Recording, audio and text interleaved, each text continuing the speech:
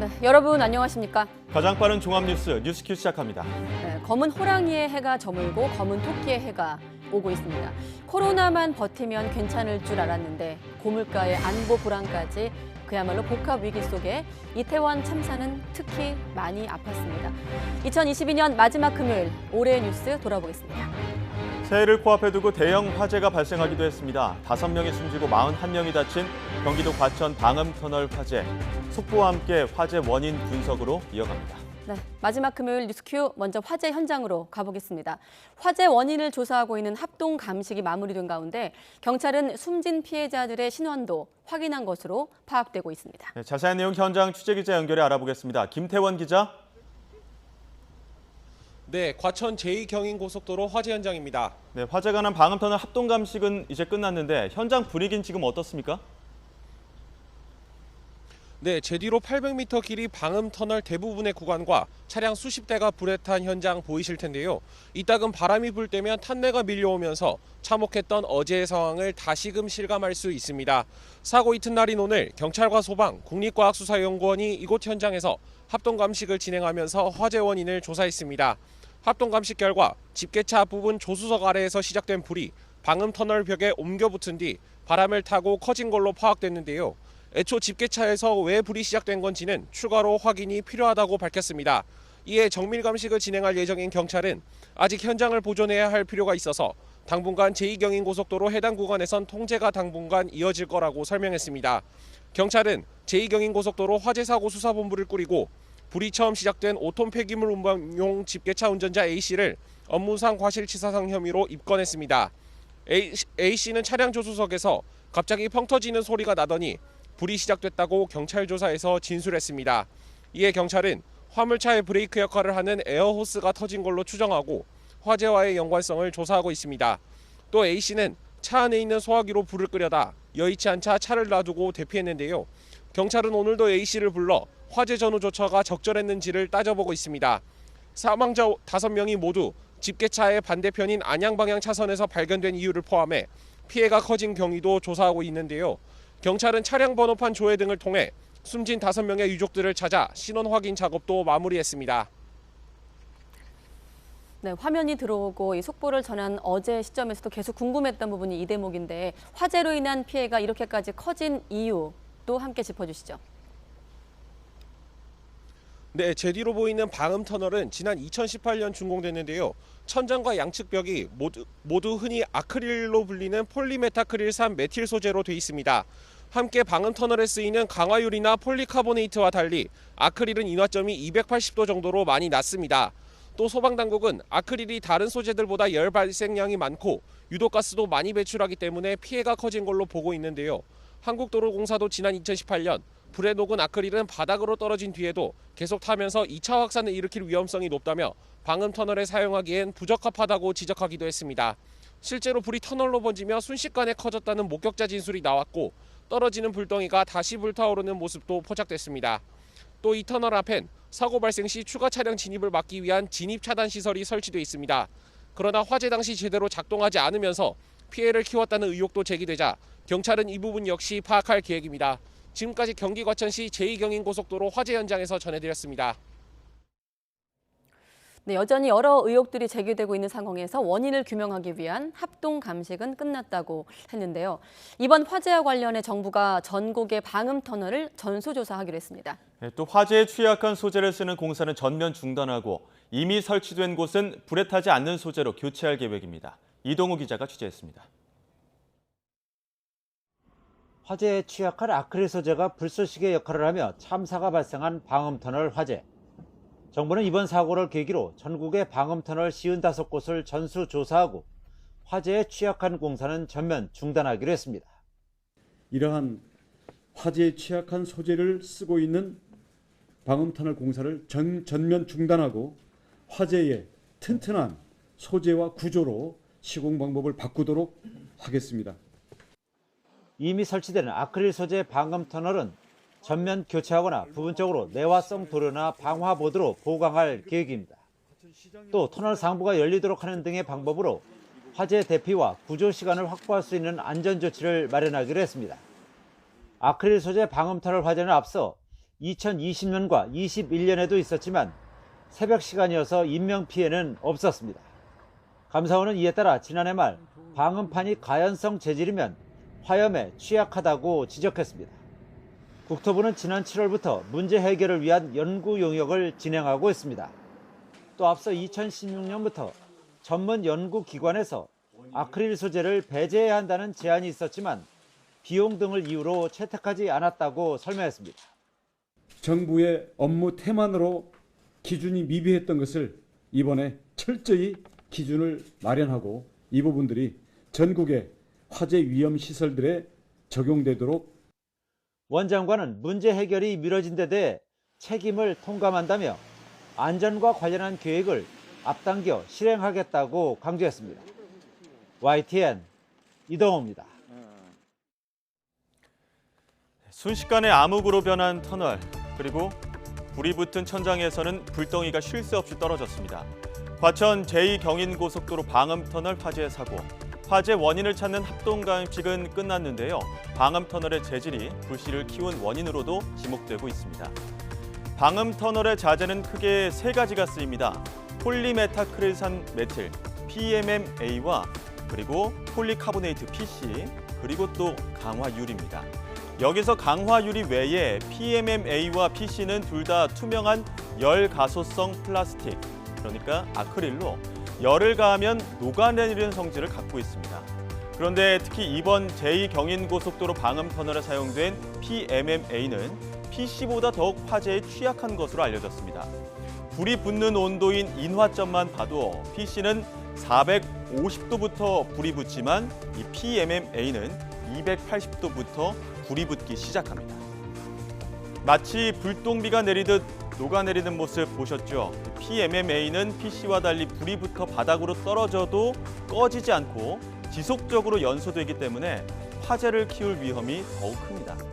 연소 과정에서 발생하는 이산화탄소, 일산화탄소와 메탄 등 유독가스도 치명적입니다. PMMA는 열기에 강한 방염 소재는 맞지만 불연은 아니라 장시간 열이 가해지면 불에 탈 수밖에 없다고 전문가들은 설명합니다. 현재 전국 방음터널은 민자고속도로의 25곳, 국도의 9곳, 한국도로공사가 관리하는 고속도로의 14곳, 그리고 철도의 7곳으로 총 55곳입니다. 이 가운데 민자고속도로 구간인 사고 지점은 PMMA를 사용한 것으로 파악돼 국토부가 전국적인 전수조사에 들어갔습니다. 2022년을 사흘 남기고 벌어진 화재 참사, 5명의 목숨을 앗아간 방음터널엔 대피소도, 조명등도, 유도등도 없었습니다. 소음을 막는 것 외에는 그 어떤 안전사고도 막을 수 없는 구조였는데요. 수도권을 비롯해 도심을 통과하는 고속도로에 방음터널 설치는 늘어나는 추세입니다. 국토부도 긴급하게 대책회의에 나선 만큼 이번엔 확인된 안전의 빈틈 이제라도 확인하고 대비해야겠습니다. 네, 윤석열 대통령의 신년 특별 사면으로 사면 복권된 이명박 전 대통령이 오늘 퇴원을 하고 자택으로 돌아갔습니다. 이 전 대통령은 국민께 대단히 송구하다면서 자신은 대한민국을 위해 기도하는 것으로 역할을 하겠다고 말하기도 했습니다. 취재기자 연결해서 분위기 들어보죠. 권남기 기자. 네, 국회입니다. 네, 17년형을 받았지만 4년 9개월 만에 집으로. 어떻습니까? 이명박 전 대통령 자택으로 갔습니까? 네, 그렇습니다. 이명박 전 대통령은 오늘 오후 2시쯤 서울 논현동에 있는 자신의 집으로 돌아왔습니다. 당시 자택 앞은 취재진과 함께 이 전 대통령의 이름을 부르는 지지자들이 가득 메웠는데 이에 친이계 인사들은 물론 여당 현직 의원들도 일부 참석했습니다. 이 전 대통령은 이들과 차례로 악수한 뒤 취재진 앞에 서서 국민께 심려를 끼쳐 대단히 송구스럽게 생각한다며 자신은 대한민국 번영을 위해 기도하는 것으로 역할을 하겠다고 말했습니다. 잠시 들어보시죠. 정의롭고 공의로운 자유민주주의 국가로서 다시 경제 번영을 통해서 우리 국민 모두가 특히 서민층이 일자리를 얻고 복지가 강화되는 그런 좋은 나라가 되도록. 네, 이 전 대통령은 다만 이번 사면 결정에 대해선 앞으로 밝힐 기회가 있을 거라며 별다른 입장을 내놓지 않았습니다. 이 전 대통령은 신년 특별사면으로 사면 복권돼 지난 28일 자유의 몸이 됐는데요.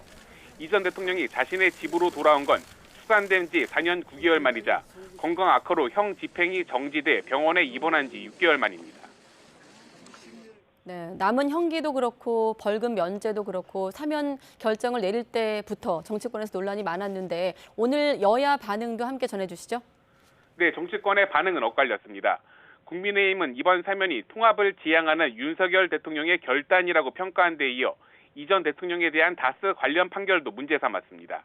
반면 더불어민주당은 자신이 수사한 사람을 자기가 사면했다며 윤 대통령을 겨냥하는 동시에 이 전 대통령의 자택 복귀도 꼬집었습니다. 연이어 들어보시죠. 다스 주식을 다 넘겨돌라는 민사재판을 걸었을 때 법원에서 승소할 수 있을까?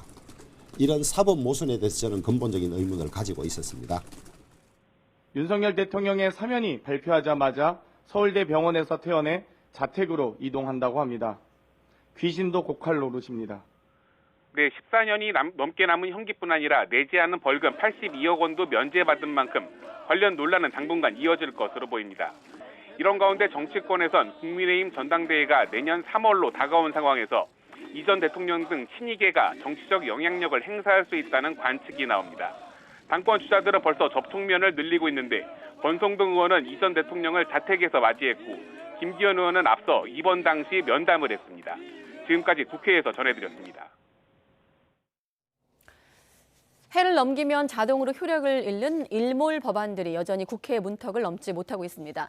민생에도 직접적인 영향을 미치는 법안들인데 여야가 쉽게 이견을 좁히지 못하면서 그대로 새해를 맞게 될 분위기입니다. 취재기자 연결하겠습니다. 김경수 기자. 네, 국회입니다. 네, 이제 한 해도 며칠 안 남았는데 여야의 일몰 법안 논의 어떤 상황입니까? 네, 사실상 제대로 안 되고 있습니다. 화물차 안전운임제와 30인 미만 사업장 8시간 추가 연장 근로제, 또 건강보험 국고지원법 등이 해가 바뀌면 효력을 잃게 되는데요. 오늘도 별다른 논의 없이 그대로 일몰로 가는 과정을 밟고 있는데 대신 1월에 다시 임시국회를 열어서 논의하는 방안이 거론되고 있습니다. 하지만 국민의힘은 임시국회가 검찰 수사를 받고 있는 민주당 이재명 대표 방탄용이 아니냐며 부정적입니다. 민주당이 1월 임시국회를 하려는 듯한 발언을 하고 있습니다. 이어서 바로 임시국회를 하겠다는 것은 그야말로 자당 소속 의원들의 방탄을 위한 방탄국회가 될 수밖에 없다는 점을 네, 어제 서울시와 용산구 등을 대상으로 한 이태원 참사 국정조사 2차 기관 보고는 막바지에 파행을 빚었습니다. 기본소득당 용해인 의원 측이 국민의힘 의원들을 무단으로 촬영했다는 논란이 빌미가 됐는데 국민의힘은 용 의원이 국정조사위원회에서 물러나야 한다고 주장하고 있습니다. 국정조사는 이제 다음 주 2차례 청문회를 앞두고 있는데 3차 청문회 일정과 기간 연장 문제 등을 두고 여야가 충돌할 가능성이 큽니다.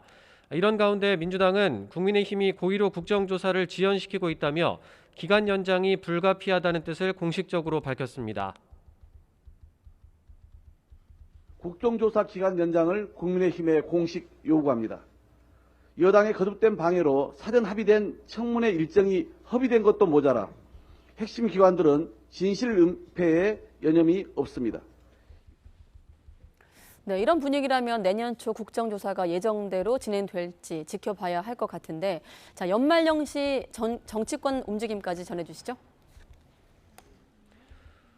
네, 국민의힘 정진석 비상대책위원장은 오늘 브라질로 출국했습니다. 브라질 룰라 대통령 취임 축하 특사단으로 가는 건데요. 4박 8일 일정 동안 특사단은 윤석열 대통령의 친서를 전달하고 부산 엑스포 유치 활동도 할 예정입니다. 주호영 원내대표 등 국민의힘 원내 지도부는 경기도 연천군의 군부대를 찾았습니다. 최전방을 지키는 장병들과 오찬을 함께하며 격려하기 위한 방문입니다.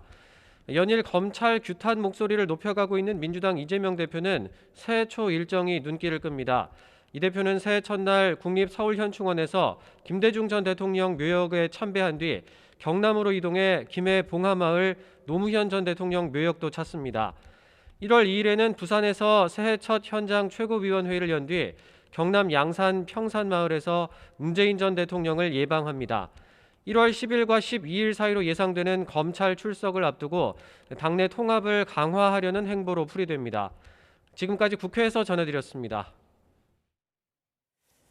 네, 앞서 들으신 대로 국회에서 잘 안 풀리고 있는데 정부가 이 30인 미만 사업장의 추가 연장 근로제 일모를 이틀 앞두고 내년에 1년의 계도 기간을 주기로 했습니다. 이정식 고용노동부 장관은 오늘 경제 위기가 지속되고 있는 상황에서 추가 근로제 유효 기간이 만료되면 사업의 존폐를 고민해야 한다는 현장의 목소리를 외면할 수 없었다면서 이같이 말했습니다. 이어 유효 기간 연장을 간곡히 부탁했지만 법 개정에 이르지 못해 유감스럽다면서 정부는 최대한의 행정 조치를 가동해 소규모 사업장이 흔들리지 않도록 노력하겠다고 덧붙였습니다. 네, 더불어민주당 이재명 대표, 다음 달 성남FC 사건 소환 조사에 응하겠다는 뜻을 밝혔습니다. 자, 그런데 해가 바뀌면 이재명 대표에 대한 검찰과 경찰의 수사가 더 속도를 낼 것으로 보입니다. 본인이 연루된 수사와 재판만 최소 5건으로 파악되고 있는데 사법 리스크는 새해 더 커질 것으로 전망됩니다. 나혜인 기자가 취재했습니다. 대선이 끝나고 대장동 수사가 정중동에 들어간 사이 이재명 대표를 가장 먼저 찌른 건 선거법 위반 사건이었습니다. 검찰은 이 대표가 소환에 불응하자 서면 답변만 받고 재판에 넘겼습니다.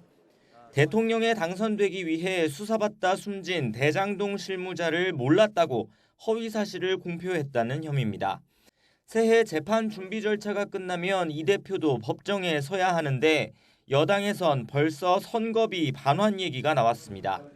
만약에 유죄가 될 때는 언론에서는 434억 원에 대해서 어떻게 받느냐. 제가 발의한 법안에 따르면 선관위에서 정당 보조금을 줄 때 그만큼 차감해서 줘도 된다. 이런. 이원석 검찰총장이 취임한 뒤론 대장동 개발 비리 수사가 본격화했습니다. 전면 재수사에 나선 검찰은 위례 신도시 개발 때도 특혜가 있었고 이 대표가 승인했다고 군부를 떼더니 김용, 정진상 두 최측근을 잇따라 구속 기소했습니다. 뒤늦게 폭로에 나선 대장동 일당과 유착해 대선 경선 자금을 챙기거나 천화동인 1호 지분을 약속받고 특혜를 줬다는 게 검찰의 판단입니다. 이들의 공소장에 이 대표 이름을 100번 넘게 적은 검찰은 이제 이 대표가 어디까지 알고 있었는지 파헤치고 있습니다. 이런 식으로 계속 계좌를 털다 보면 계좌 다 달아 없어질 것 같습니다. 침묵을 지키던 김만배 씨의 자해로 변수도 생겼지만 빈틈은 성남FC 후원금 의혹 사건이 메우고 있습니다. 성남시장 시절 기업의 현안을 들어주는 대가로 축구단에 후원금을 내게 했다는 혐의인데 검찰은 이 대표에게 제3자 뇌물죄를 물어야 한다고 보고 있습니다. 국정농단 사건 당시 대기업의 청탁을 받고 K스포츠재단 같은 기관에 출연금을 내게 한 박근혜 전 대통령에게 적용됐던 죄입니다. 이 밖에도 속도는 더디지만 과거 이 대표의 변호사비를 대신 내준 의혹을 받는 쌍방울 그룹을 향한 수사도 전방위로 번지고 있습니다. 경찰은 성남시 백현동 개발 비리 의혹으로 최근 유동규 전 본부장을 불러 조사하는 등 수사에 기지개를 켜고 있습니다.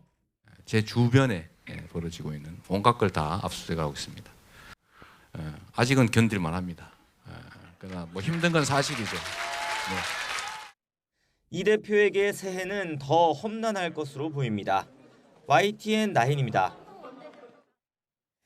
네, 험난한 새해를 맞게 될 이재명 대표는 또 이 검사 정권의 폭력적 정치 보복 때문에 민주주의가 민주화 이후 최대 위기에 직면했다고 비판하기도 했습니다.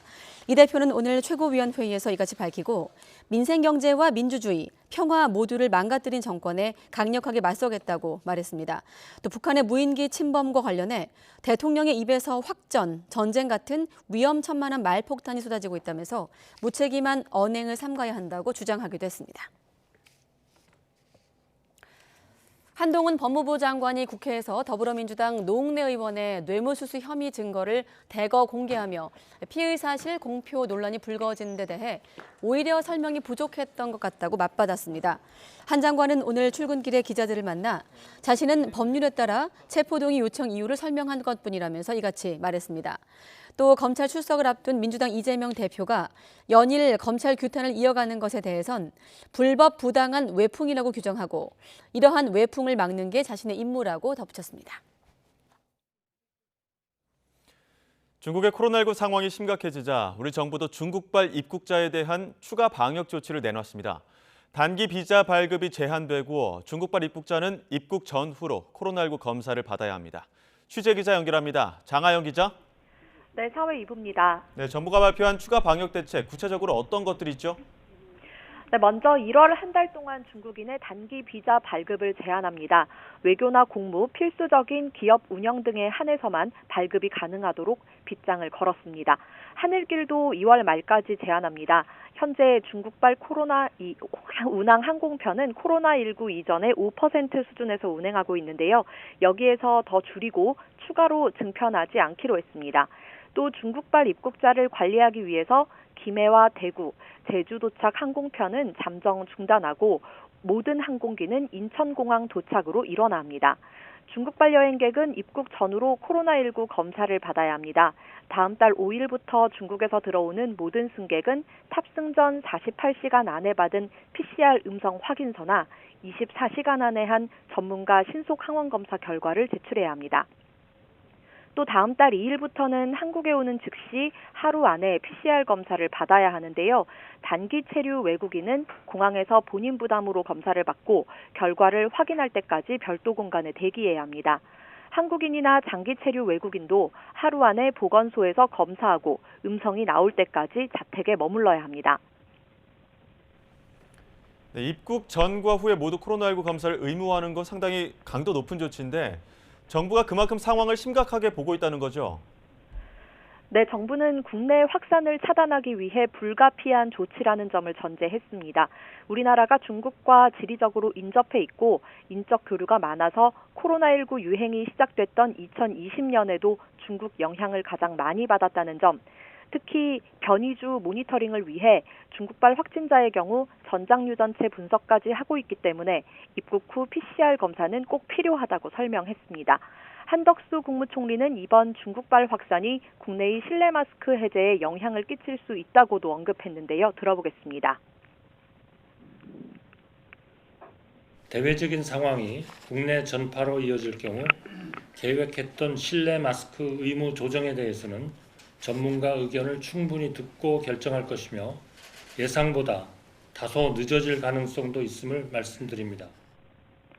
감기약 부족 우려에 대해서는 복지부와 식약처, 관세청이 합동으로 오늘 오후 감기약 사재기 단속 강화 방안을 발표하겠다고 밝혔습니다. 한편 오늘 0시 기준 코로나19 신규 환자는 65,207명으로 정체 상태고 위중증 환자도 13일 연속 500명대, 사망자도 68명으로 여전히 높은 수치를 기록하고 있습니다. 지금까지 사회 2부에서 YTN 장하영입니다. 중국의 급속한 코로나19 확산세 속에 수도 베이징의 감염자 비율이 이미 80%를 넘겼을 수 있다는 유명 감염병 전문가의 추정치가 제시됐습니다. 정광 전 중국 국가질병통제센터 수석 과학자는 재경 정상회의에서 감염된 사람 수가 베이징시에서 80%를 넘겼을 수 있으며 심지어 그보다 더 높을 수 있다면서 이것이 내 판단이라고 말했습니다. 지난해 기준 베이징 인구가 2,188만여 명으로 80%는 1,750만 명 수준입니다. 올해 연간 소비자 물가가 5.1% 상승한 것으로 집계됐습니다.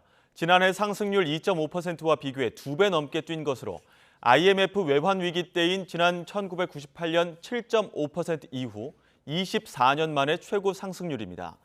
품목별로 보면 전기, 가스, 수도가 전년 대비 12.6% 올랐고 공업제품 6.9%, 농축수산물은 3.8%가 각각 상승했습니다. 내년에도 전기요금은 더 오릅니다. 4인 가구 기준 4,000원 정도 오르는데 역대 최대 인상폭입니다. 대신 가스요금은 일단 동결하기로 했습니다. 보도에 박홍구 기자입니다. 정부는 내년 1분기 전기요금을 1kW당 13.1원 인상하기로 했습니다. 4인 가구 기준 4만 6천 원이던 전기요금이 내년부터는 5만 원 정도로 오르게 됩니다. 여기에 부가가치세와 전력발전기금 등을 합하면 실제 내는 돈은 현재 5만 2천 원에서 5만 7천 원 선이 될 것으로 보입니다. 이창양 산업부 장관은 전기를 생산하는 에너지 가격이 올랐으나 이 비용이 전기료에 반영되지 못해 한전에 적자가 쌓이고 경제에 부담이 커져 요금 인상이 불가피하다고 설명했습니다. 에너지 공급의 적자가 급격히 증가하고 있습니다. 이에 따라 국내 에너지 공급의 지속 가능성이 우려되고 채권 시장에도 악영향을 미치는 등 우리 경제 전반으로 부담이 확산되고 있습니다. 이번 조정으로 전기요금은 9.5%가 올라 역대 최대 인상률을 기록하게 됐고 한전은 7조 원의 추가 수입이 발생해 적자 해소에 숨통이 트이게 됐습니다. 하지만 이 같은 인상도 한전과 산업부가 계산한 적정 인상액 51.6원에는 훨씬 못 미치는 수준입니다. 2분기 이후에도 전기료가 오를 수 있다는 얘기입니다. 2, 4분기 이후에는 국제 에너지 가격과 물가 등 국내 경제 및 공급 재무 상황 등을 종합적으로 고려하여 요금 인상 여부 등을 검토할 계획입니다. 가스요금은 1분기에는 일단 동결하고 2분기 이후에 요금 인상 여부를 검토하기로 했습니다. 최근 국제 천연가스 시세가 비교적 안정됐다는 점과 공공요금이 한꺼번에 오를 경우 국민 부담이 커질 수 있다는 점을 고려했습니다. 하지만 지하철과 버스 등 대중교통요금도 내년에 줄줄이 인상을 예고하고 있어 5%대 고물가 속에 가계와 기업의 시름이 깊어지게 됐습니다. YTN 박홍구입니다. 잇따른 기준금리 인상과 시장금리 상승 영향으로 지난달 은행권의 가계신용대출 평균 금리가 7.85%로 10여 년 만에 최고치를 기록했습니다. 지난 8월 이후 넉 달 연속 상승했는데 이번 달 상승폭이 0.63%포인트로 가장 컸습니다. 부동산 경기가 안 좋다 보니 요즘 재건축 재개발 사업장에서 시공사 구하기가 하늘의 별 따기라고 합니다. 부동산 시장 호황기에는 조합이 갑이었다면 이제는 갑을 관계가 뒤바뀐 셈입니다. 최기성 기자가 취재했습니다. 1980년대에 준공된 서울의 한 아파트입니다. 재건축을 추진 중인데 1차 입찰 때보다 공사비를 400억 원 올렸지만 거듭 유찰됐습니다. 4차 입찰 공고를 냈지만 시공사를 찾을 수 있을진 불투명합니다. 재건축 조합 측이나 아니면은 시공사 측에서도 이게 과연 남을 장사인지 남지 않을 장사인지 이런 판단하기가 상당히 어렵지 않느냐 이런 생각에 아마 그렇게 입찰하기도 어렵고 입찰 단가를 구하는데도 어렵고 그런 상황에 있습니다. 비슷한 사업장은 서울뿐 아니라 전국에서도 쉽게 찾아볼 수 있습니다. 세대수가 많건적건 예외가 없습니다. 건설사들은 부동산 거래가 줄고 자금 대출 받기가 힘들어져서 사업성을 낙관하기 어려워 신중할 수밖에 없다고 말합니다. 최근에 이제 원자재나 인건비의 상승으로 인해서 공사비 자체가 올라갔고 그런 상황에서는 조합에서 원하는 공사비 대비해서 저희가 들어갈 수 있는 최소한의 금액을 감안해 봤을 때 그 이익의 폭이 줄어들기 때문에 시공사를 이미 구한 사업장도 안심할 수 없는 상황입니다. 서울 강남에서 재건축 사업을 진행하는 대형 건설사 두 곳은 최근 조합에 수천억 원대 공사비 증액을 요청했습니다. 물가 상승분과 금융비용 등을 반영해 달라는 겁니다. 시장 상황이 더 악화할 거란 예측이 나오면서 건설사들이 더 보수적으로 사업을 선별할 거란 전망입니다.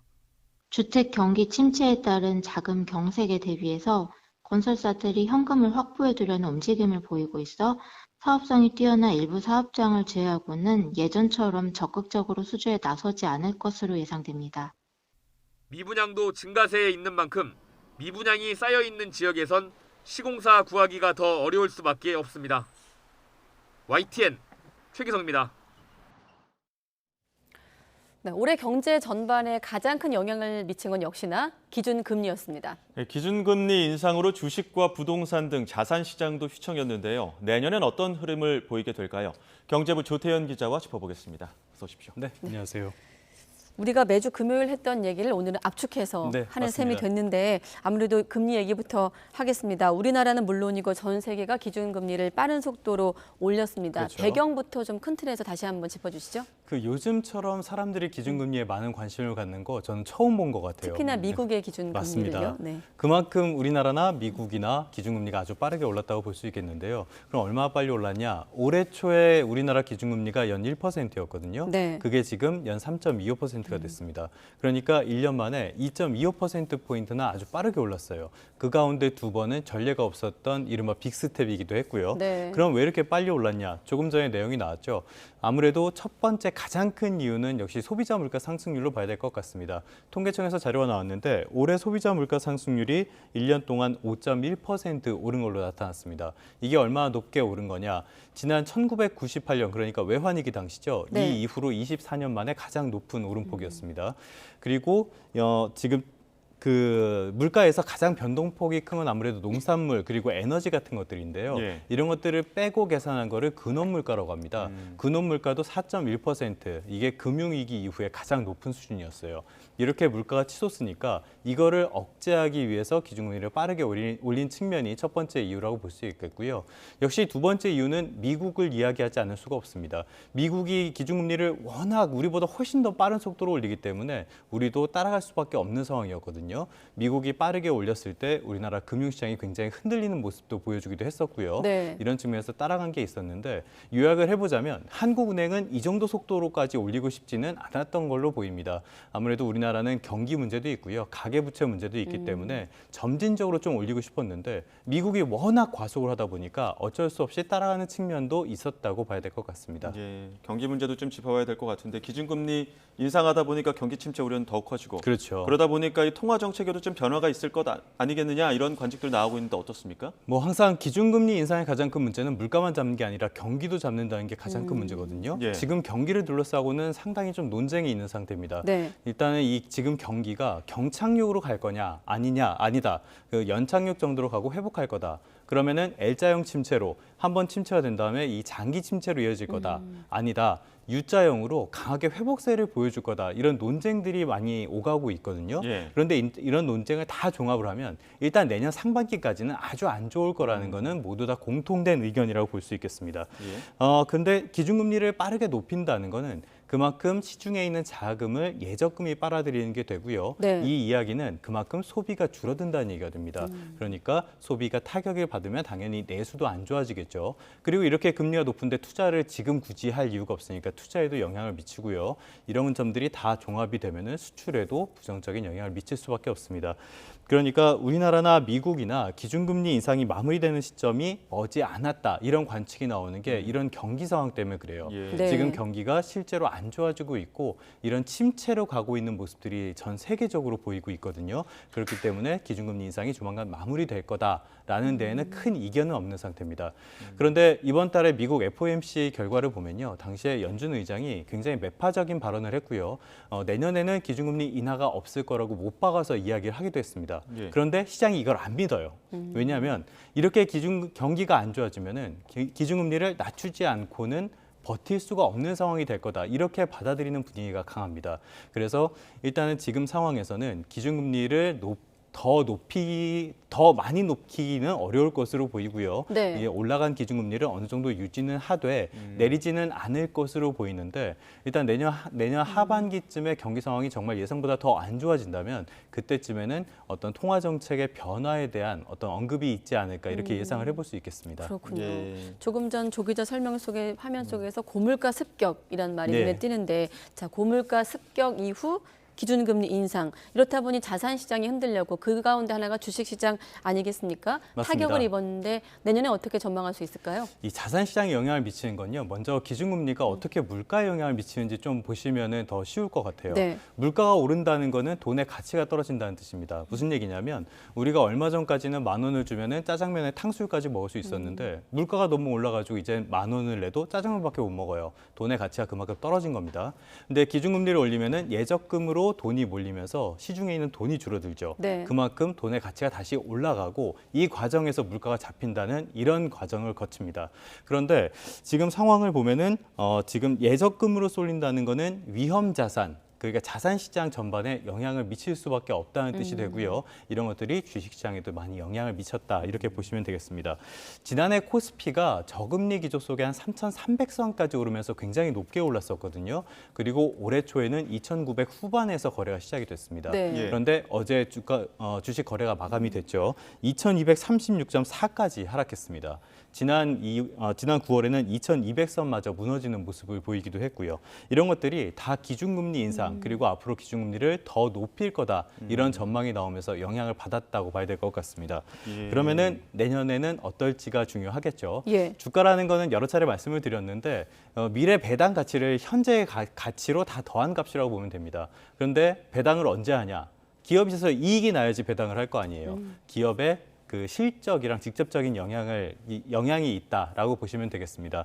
그런데 지금 내년 경기 침체가 온다고 투자도 안 좋고 내수도 안 좋고 수출도 안 좋다면 네. 기업 실적이 좋을 리가 없겠죠. 이런 측면에서 내년 코스피도 그렇게 힘있게 반등하기는 좀 어렵지 않을까 생각을 하고 있습니다. 그런데 지금 제가 그 그래프를 하나 준비를 해봤는데요. 네. 일단 증권사에서도 한 2,000선에서 2,000선대 중후반 정도의 박스권 정도를 예상을 하고 있거든요. 예. 그런데 지금은 중국이 코로나19 봉쇄를 해제를 했고요. 그리고 이런 대외 여건들이 조금씩이나마 개선되는 모습을 보이고 있습니다. 그러면은 이렇게 개선이 됐을 때는 언제나 주가에는 먼저 반영이 되잖아요. 그리고 기준금리가 이제는 더 오르지 않을 거라는 신호도 내년쯤에는 나올 가능성이 있습니다. 네. 이랬을 때는 어떻게 코스피가 어느 정도는 회복을 할 수도 있다고 봐야 되니까요. 전반적인 흐름 자체는 상저하고 정도로 지금 많이 예상을 하고 있습니다. 상저하고. 예. 네. 지금 코스피 추이 보니까 주식시장 대표는 삼성전자의 주가 흐름이랑 비슷한 것 같아요. 작년 네. 초만 해도 9만전자까지 갔었는데 맞습니다. 지금 마지막은 5만전자입니다. 그 비슷한 이유가 있어요. 우리나라에서 그 가장 큰 영향을 미치는 산업이라면 역시 반도체죠. 예. 15대 품목이라고 하는데 이 가운데 반도체 비중이 가장 큽니다. 네. 그렇다 보니까 삼성전자나 SK하이닉스의 시가총액도 클 수밖에 없는데 어제 기준으로 우리나라 코스피의 시가총액이 한 1,855조쯤이 됩니다. 그런데 SK하이닉스와 삼성전자 두 기업이 이 가운데 한 20%를 차지하고 있어요. 그러니까 코스피의 1,000개가 넘는 기업 중에서 이 두 개의 기업이 시가총액이 20%를 차지한다는 뜻입니다. 그만큼 코스피에는 큰 영향을 미칠 수밖에 없어요. 근데 반도체 업황이 안 좋다 보니까 말씀하신 대로 요즘에는 5만전자라는 이야기 많이 하죠. 예. 그러면 이게 언제쯤 회복이 될 거냐 이게 중요할 텐데 일단은 역시 이것도 단기간에 회복하기는 조금 힘들어 보입니다. 일단은 수요가 안 좋아졌고요. 경기가 침체 우려가 오면서 그다음에 반도체라는 거는 업황의 영향을 많이 받는 상황입니다. 지금 업황은 계속 안 좋아지고 있는 상황이고요. 그런데 지금 증권사에서 보면은 지금은 삼성전자를 사야 될 때다 이런 식의 리포트들이 좀 나오고 있거든요. 네. 왜냐하면은 대외 변수가 조금씩 나아지고 있고요. 또 하나는 삼성전자라는 기업 가치, SK하이닉스라는 기업의 가치에 비해서 지금 주가가 너무 지나치게 많이 하락을 했다. 네. 이런 전망은 계속 나오고 있습니다. 따라서 조만간 한 5만전자 신세에서는 벗어나지 않을까라는 게 증권가의 관측이라고 보시면 되겠습니다. 네. 앞서 기준금리 인상으로 위험 자산에 대한 선호 심리가 악화했다라는 네. 표현이 있었는데 부동산 얘기가 될 텐데 사실 워낙 많이 올랐기 때문에 맞습니다. 아직도 멀었다고 보는 측면이 있고 하지만 또 경착륙은 좀 막아야 되지 않겠느냐는 의견이 맞서고 네. 있는데 내년 좀 부동산 전망까지 포함해서 전망한다면 어떻습니까? 지금 많이 올랐다고 말씀을 하셨는데요. 문재인 정부가 출범을 한 게 2017년 5월입니다. 네. 당시에 서울 아파트의 평균 매매값이 한 6억 원 정도였어요. 그게 지난해 말에 12억 6천만 원까지 올랐습니다. 네. 근데 최근에는 부동산 가격이 빠르게 하락한다 이런 보도를 많이 보고 있잖아요. 근데 사실 상반기까지는 계속 오르고 있었습니다. 12억 8천만 원까지 올랐다가 그 이후로 하락하는 추세를 보이고 있거든요. 근데 이 하락 추세가 너무 빠르긴 하죠. 네. 그러면은 지금 부동산 가격이 왜 치솟았냐 이 부분을 보면은 역시 기준금리의 영향을 빼놓을 네. 수가 없습니다. 금융 비용이 올랐으니까요. 이런 측면에서는 내년에도 기준금리가 계속적으로 그 높은 상황에서 유지가 될 것으로 보이고요. 그렇다면은 내년에도 부동산 시장이 반등을 하기는 좀 어렵지 않을까 이렇게 볼 수 있겠습니다. 네. 지금 상황을 보면은 하향 안정화를 유도를 하되 이게 경착륙으로 가는 거는 막아야 되고요. 또 엉망진창이었던 규제나 세제 같은 거는 재정비를 해야 되지만 또 투기 세력이 다시 시장에 진입하는 건 막아야 되거든요. 예. 굉장히 정책 역량이 중요한 시기라고 할 수 있겠습니다. 네, 알겠습니다. 올 한해 쭉 전망해 주셨는데 내년에 우리가 좀 눈여겨봐야 할 변곡점이 있다면 경제에서 어떤 게 있을까요? 일단은 내년은 전반적으로 다 안 좋다고 보는 게 일단은 맞을 것 같습니다. 네. 특히 뭐 건설업 같은 것들이 많이 안 좋을 거고요.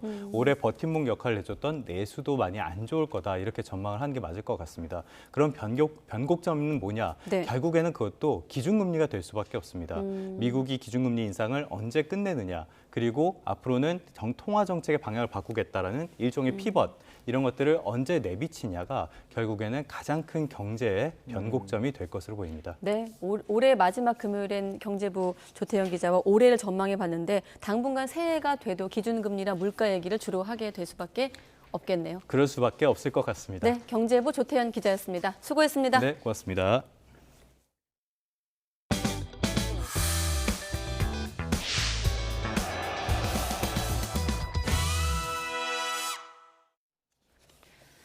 네, 어제 도주 48일 만에 붙잡힌 김봉현 전 스타모빌리티 회장이 검거 과정에서 수사팀에게 거친 욕설과 협박성 발언까지 하면서 저항한 것으로 나타났습니다. YTN 취재 결과 김 전 회장은 자신이 은신해 있던 경기 화성시 한 아파트에 수사팀이 들이닥치자 나가면 가만히 두지 않겠다는 취지로 발언한 것으로 파악됐습니다. 또 문 개방을 하지 않고 버티다가 아파트 9층 베란다 창문으로 뛰어내리려고 시도하는 등 거칠게 저항한 것으로 전해졌습니다. 해당 아파트 소유자와 김 전 회장의 관계는 확인되지 않고 있는데 검찰은 구체적인 도주 경위와 조력자가 누구인지 조사하고 있습니다. 정부가 이태원 참사 같은 사고의 재발을 막기 위해 앞으로 행사 주최 여부와 관계없이 지방자치단체가 안전관리 계획을 수립하도록 할 계획입니다. 이상민 행정안전부 장관은 오늘 국가안전시스템 개편 특별팀 회의에서 이같이 밝혔는데 이 밖에도 주요 재난 상황에 대해 경찰청이 행정안전부와 시도 등에 보고하도록 개선할 예정입니다. 다만 이번 달 말 내놓기로 했던 국가안전시스템 개편 종합대책은 세부 조정을 거쳐 다음 달에 확정 발표하기로 했습니다.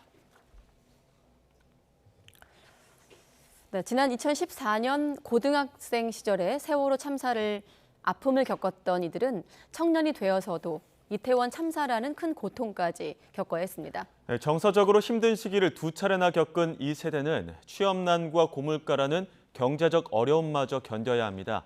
이들 청년에게 2022년은 어떤 해일까요? 김다현 기자가 직접 만나봤습니다. 지난 2014년 봄, 또래 친구들이 탄 배가 가라앉는 장면을 지켜봐야 했던 이른바 세월호 세대. 이젠 20대 중반의 청년이 되었습니다. 청춘이라면 한 번쯤 걸어봤을 법한 이태원 골목에서 또 다른 참사를 목격합니다. 저희가 얼마나 가까이 느끼냐에 따라서 와닿는 게 다르다고 느껴지는데 이번에는 저희가 항상 이제 그것도 놀러 가고 되게 즐거운 마음으로 갔던 곳에서 그런 예상치도 못한 대참사가 일어나서 세월호에서 이태원 참사까지 국가와 기성세대에 대한 깊은 불신이 자연스럽게 자리 잡았습니다. 세월호 사건이 되게 떠오르는 사건이기도 했죠. 갑자기 150여 명이 죽었으니까 사람들이 막힐 때 좀 더 심각하게 그 문제를 받아들이고 대처를 했으면 어떨까 싶어요. 이들에게 정서적 고통뿐만 아니라 경제적 버거움도 엄습해 있습니다. 경제적 독립을 위한 첫걸음인 취업. 유독 자신에게만 좁아 보이는 취업문은 상대적 박탈감을 더합니다. 올해로 3년째 준비하고 있는데 이제 3년째 준비하다 보니까 주변에 취업하는 친구들이 많아서 좀 서글프더라고요. 취업은 전혀 좋아지지 않았고요. 그리고 제 주변에서도 힘들고 많이 울고 이랬던 분들이 많았던 걸로 기억을 하는데 취업 준비를 하려면 돈이 필요한데 고물가는 이들의 어깨를 더욱 무겁게 합니다. 저녁을 이제 또 빠르고 싸게 해결하려다 보면은 그냥 대충 1,650원짜리 우유만 먹고 해결하게 될 때도 있더라고요. 그래도 희망을 아예 저버리진 않습니다. 아직 젊은 나이, 청년만이 누릴 수 있는 권리이기 때문입니다. 제가 지금 대학원생이다 보니까 내년에는 좋은 학회나 저널에 논문을 내고 싶습니다. 시험 1년 동안 같이 열심히 준비했는데 같이 좋은 결과 받을 수 있었으면 좋겠습니다. YTN 김다현입니다. 네, 이런 바람들을 담아서 코로나19 확산 이후 중단됐던 신년 해맞이 행사도 전국 곳곳에서 3년 만에 다시 열립니다. 역시나 많은 사람이 몰릴 것으로 보이는데 자치단체마다 안전사고를 막기 위한 대책을 꼼꼼히 준비하고 있습니다. 오태인 기자가 보도합니다. 한반도 내륙에서 가장 해가 먼저 뜨는 울산 간절곶. 수평선이 한눈에 펼쳐지는 해안가를 따라 긴 울타리가 쳐졌습니다. 사람발이 걸려 넘어질 수 있는 화단줄은 임시로 철거됩니다. 코로나19 확산 이후 처음 열리는 해맞이 행사를 앞두고 안전사고가 날 것을 우려한 조치입니다. 지자체가 예상하는 해맞이 인파는 13만 명. 3년 만에 열리는 행사에 인파가 몰릴 것을 대비해 예년보다 많은 1,500명이 안전관리에 나섭니다. 예, 저희가 안전인원을 50% 이상 예년에 비해 증원을 했고 해안가 주변에 펜스를 다 쳐서 안전인원들을 곳곳에 배치해 사고를 최소화하기 위해서 노력하고 있습니다. 또 다른 해맞이 명소인 해운대도 비상입니다. 30만 명 이상이 찾을 것으로 보여 압사 사고 대응 훈련까지 했습니다. 해맞이 전야 축제에 많은 사람이 몰려 사고가 발생한 상황을 가정해 재난안전통신망을 사용하는 16개 기관이 함께 대응책을 점검한 겁니다. 해맞이 축제는 우리 구에서 300여 명의 안전관리원을 배치해서 만일의 사태에 대비하고 또 인파가 적정 인원을 초과하면 차단하고 분산하는 통제 정책을 할 예정입니다. 경북 포항 호미곶과 울진 망향정 등 동해안 해맞이 행사는 안전사고 우려로 취소된 상황. 일부 지역에는 올해도 해맞이 행사가 취소되면서 인근 지역으로 인파가 몰릴 것으로 보여 안전사고에 각별한 주의가 요구됩니다. YTN 오태인입니다. 전북 익산에서 붕어빵 아저씨로 이름난 독지가 김남수 씨가 올해도 365만 원을 기부했습니다. 원광대 맞은편 작은 가게에서 붕어빵과 와플 등을 파는 김 씨의 선행은 지난 2012년부터 시작됐는데 하루 10,000원씩 1년 동안 모은 돈을 익산시에 기부해 왔습니다. 김 씨의 기부금은 사랑의 열매 전북 사회복지 공동모금회를 거쳐 저소득층에 전달될 예정입니다. 네, 붕어빵의 온기만큼이나 따뜻한 소식입니다. 그리고 얼마 전에는 사랑의 온도가 쉽게 올라가지 않고 있다는 소식도 있었는데 영하의 날씨를 그대로 견뎌야 하는 취약계층, 특히나 5개 노동자들에겐 겨울은 더 혹독합니다. 네, 이에 일부 지자체들이 이들을 직접 찾아 나서 온정을 전하고 있는데요. 송재인 기자가 현장을 다녀왔습니다. 한파와 함께 몰아친 눈이 그대로 얼어붙은 비닐하우스촌. 35년째 이곳에 살고 있는 송옥진 씨에게 매년 겨울 나기는 생존의 문제였습니다. 뭐 추니까 이것도 깔고 저것도 깔고 뭐 문을 딱 열었더니요 이 안에가 다 얼음이야. 수도가 터져갖고 다 얼어버린 거예요 전체가. 아이고 문을 못 여는 거예요. 그래갖고 그렇게 고생했지 뭐. 낡은 연탄 보일러에서 새어나오는 가스에 생명의 위협까지 느꼈던 송 씨. 하지만 올해 겨울엔 마음이 놓입니다. 구청에서 먼저 나서 송 씨 집에 기름 보일러를 설치해줬기 때문입니다. 따뜻하게 있잖아요. 그럼 무릎이 아픈 게 가라앉아요. 제 입장에서는 전성기. 전성기. 얼마나 행복하고 춘지 몰라. 나이 먹어가지고. 근데 너무 호강하는 것 같아.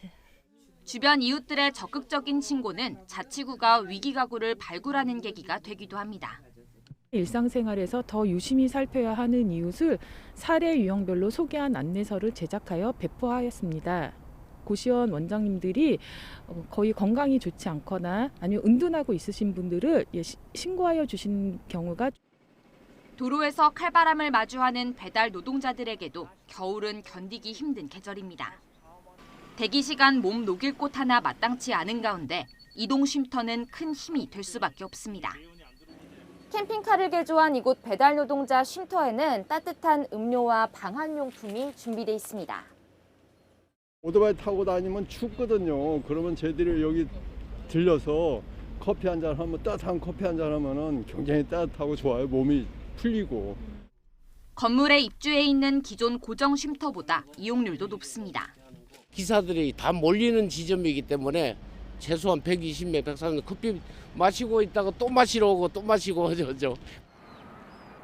직접 찾아가는 온정의 손길이 매서운 한파를 조금이나마 녹이고 있습니다.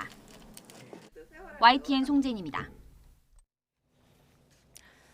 네, 2022년 검은 호랑이 해가 저물고 있습니다. 올해의 희로애락을 돌아보겠습니다. 네, 최영일 시사평론가 모셨습니다. 어서 오십시오. 안녕하세요. 안녕하십니까.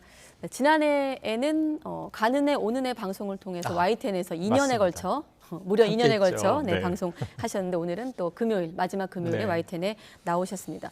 최영일 평론가가 주목한 올해의 뉴스는 간단히 무엇일까요? 그러니까 좋은 소식, 나쁜 소식이 다 혼재돼 있는데요. 네. 우선 한 가지는 이태원 참사가 그 슬픔이 아무래도. 국민들에게 충격도 컸고 예. 우리가 경사와 애사가 있으면 애사를 먼저 돌아봐야 한다고 얘기하잖아요. 그래서 앞으로 남은 우리 사회에 과제가 있다는 점에서 이 참사를 잊지 말고 돌아봐야 할 것 같습니다. 네, 뭐 그 어느 해보다 다사다난한 그 한 해가 아니었나 싶은데 저희가 영상으로 준비를 했습니다. 준비된 영상 보고 네. 본격적으로 이야기 시작하겠습니다.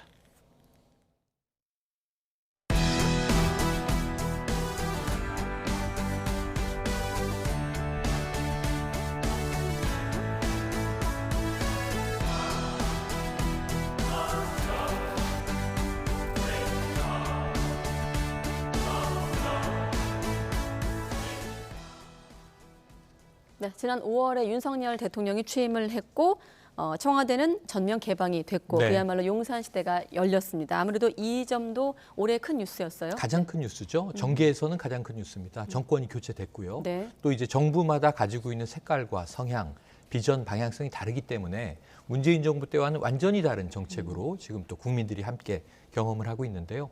무엇보다 이제 가장 크게 바뀌었던 점은 청와대가 시민공원으로 개방이 됐고 네. 대통령 집무실은 용산으로 옮겼습니다. 이 과정에서 좀 급격한 결정이다 보니까 여야 간의 마찰도 있었고 국민들의 또 찬반 논쟁도 있었습니다만 결국 윤석열 대통령이 이제 강한 의지로 용산 집무실 시대가 열렸고요. 그리고 이제 무엇보다도 눈에 띄는 게 소통을 강화하기 위한 이전이다. 네. 이렇게 명분이 잡혔기 때문에 1층에 있는 이 기자실, 프레스룸과 항상 매일 출근길에 이제 문답을 주고받는 장면을 보게 됐죠. 네. 이른바 도어스태핑이라고 불렀는데 최근에 이제 언론과의 마찰 때문에 중단돼 있습니다만 내년 어느 시점에서 이제 어떤 형식으로 다시 재개될지도 지켜봐야 될 것 같고요. 네. 예. 크게 대통령의 직무 스타일이 바뀐 점입니다. 예. 그 다음 달에는 과학계 최대 이슈죠. 누리호 발사 성공. 네네. 이 부분도 어떻게 보면은 국내 우주 개발 역사에서 새로운 이정표를 세웠다 이렇게 봐야 되는 거 아닙니까? 당연하죠. 우리나라가 우주 강국 7위에 등극했다. 네. 그리고 이것은 명실상부한 이제 어떤 중요한 우리 과학 발전의 계가인데요. 그동안 이제 한국형 발사체, 로켓 자체를 발사하는 기술이 부족해서 예. 과거에 우리가 우주인을 보낸 적도 있지만 사람은 한국인인데 로켓은 러시아제였어요. 네. 근데 이제는 드디어 완전한 우리 기술로 이게 문재인 정부 후반에 기억하시겠지만 90%의 성공이었습니다. 마지막 모의 위성을 궤도에 안착시키는 데 실패해서 그때 눈물 흘리던 개발팀의 모습이 떠오르는데요. 네. 그 조금 더 하면 된다. 우리가 박수를 쳤죠. 그리고 새 정부 들어와서 성공을 했습니다. 그래서 한국형 발사체가 드디어 완성됐고 여기 하나를 더 얹어야 돼요. 다누리가 다누리. 지금 이 달궤도 100km 궤도에 안착했거든요. 예. 그러니까 위성도 우리 기술로, 로켓도 우리 기술로인데 많은 국민들이 두 개 다 우리 기술인데 왜 이 다누리는 그 스페이스 X의 팔콘 9에 실어서 쐈느냐. 우리 발사체가 더 커져야 됩니다. 첫 걸음은 시작이 됐는데 갈 길이 더 있다. 그래서 2027년까지 4차례 실험이 더 있고요. 그리고 지금 목표는 2032년에는 우리가 달 착륙을 자력으로 해보자. 저는 이게 당겨질 수도 있을 것 같은데 다만 올해 최근에 이 고종환 개발본부장이 사표를 내는 사태가 벌어지면서 예. 조금 이 팀제 조직 개편에 잡음이 있었거든요. 이게 빨리 좀 연말에 잘 수습이 돼서 노하우를 가진 경륜 있는 과학자들과 네. 또 새로운 확대된 정부의 지원이 함께 시너지를 낼 수 있기를 기대해 봅니다. 네, 실제 우주 강국으로 발돋움하는 바로 이 장면과 함께 YTN도 생중계로 계속 그랬었죠. 방송을 보여드렸는데 그때 조마조마했던 마음도 정말.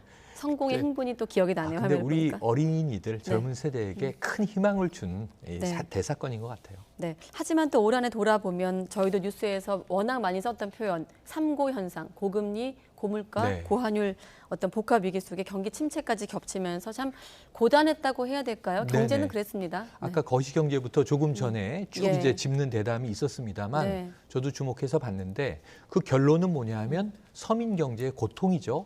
그래서 이제 이미 추운 겨울이 이제 우리가 맞고 있습니다만 네. 윈터 이즈 커밍 얘기를 경제인들이 워낙 많이 했었고요. 그 경제의 겨울이 닥쳐와서 올 겨울 후반에 이제 에너지 파동 걱정되는 거고 지금 계속 이제 물가가 오르고 있지 않습니까? 그리고 지금 오늘 발표된 게 오전에 5.1% 소비자 물가. 네. 이게 IMF 이후 23년 만에 최고치다. 네. 이게 이제 우선은 좀 충격적이고요. 지금 추경호 경제부총리를 뭐 필두로 해서 비상경제 대책회의도 있었는데 네. 지금 내년 초에 정부는 이제 재정도 긴축 재정인데 1, 2월에 최대한 쏘고 상반기에 65%를 쓰겠다는 거예요. 근데 이제 지금 민간 시장 규모가 워낙 크다 보니까 소비가 지금 꺾여 있고 수출도 지금 이제 역전돼 있는 상황에서 미국의 금리와 우리 금리도 지금 역전된 격차가 벌어진 상황이지 않습니까? 예. 그래서 이러한 것들이 지금 국내 실물 경제에 어느 정도 영향을 주겠는가? 심지어 이 신협에서 고정금리를 다시 올리겠다 뭐 이런 해프닝이 벌어져가지고 금감원이 안 된다 내리시오 이런 일도 벌어질 정도거든요. 네. 그러니까 지금 영끌족을 비롯해서 대출을 끌어안고 있는 가게들 내년 초부터 관리가 잘 되지 않는다면 또 기업도 문제입니다만 한계 기업도 문제입니다만 네. 한계 가정, 한계 가게도 지금 문제여서 서민 경제에 무엇보다 조금 비상식으로 바라보고 우리가 주목해야 될 것 같습니다. 예. 가뜩이나 했는데 지난 8월에는 또 수도권에 어마어마한 물폭탄이 네, 쏟아졌습니다. 네. 거의 뭐 80년 만에 중부지방 일대의 최대 강우량을 기록했다 이렇게 그렇습니다. 나오고 있는데 이 부분도 좀 이거 제가 돌아볼까요? 직접 경험했는데 이제 동작구 사당동에 있는데요. 예. 그날 밤에 이 이수역 사거리에 물이 올라차서 네. 차들이 못 다니더라고요. 차 버리고들 이제 집으로 막 대피하시고 네. 그리고 집에도 물이 들어찼는데 옆 지역이 관악구잖아요. 예. 여기서는 이제 반지하의 침수로 안타깝게 일가족 3명이 사망하는 일도 있었고 네. 그 강남 한복판에 번화가에서 거기가 이제 좀 이 지대가 낮죠. 물이 예. 쏠리는 데인데 맨홀로 사람이 빨려 들어가서 사망하는 일도 있었고 예. 그런가 하면 그런 와중에 쏟아지는 빗 속에서 배수로를 막고 있는 쓰레기를 치우는 의인들이 또 시민들에게 포착이 되면서 그렇습니다. 박수를 받기도 했습니다. 그런데 이게 80년 만에 이례적인 강우량 400mm를 넘는 그런 이제 이 폭우긴 했습니다만 결국은 우리 이제 기상 이변에 대한 재난 안전 대책이 제대로 수립돼 있는 것이냐. 오세훈 서울시장 그 이후의 발표는 반지하 주거 환경 다 없애겠다는 거잖아요. 네. 이러한 것들이 조금 체계적으로 이 우선은 단기적인 안전 관리의 강화와 함께 중장기적인 대책까지가 연착륙할 수 있도록 이건 뭐 지자체, 중앙 정부 그리고 예. 우리 민간에서 함께 좀 힘을 모아야 할 중요한 이슈로. 네. 이거 뭐 겨울은 겨울대로 재난이 오고요. 왜냐하면 바로 이제 이 1, 2월 되면 건조기가 되면서 올 3월에도 대대적인 산불이 있었거든요. 기상이변은 1년 내내 우리가 주목할 이슈로 봅니다. 네. 그리고 앞서 평론가님이 주목했던 뉴스, 일어나선 안 될 사고도 네. 올해 발생했습니다. 관련 영상 먼저 확인해 보겠습니다.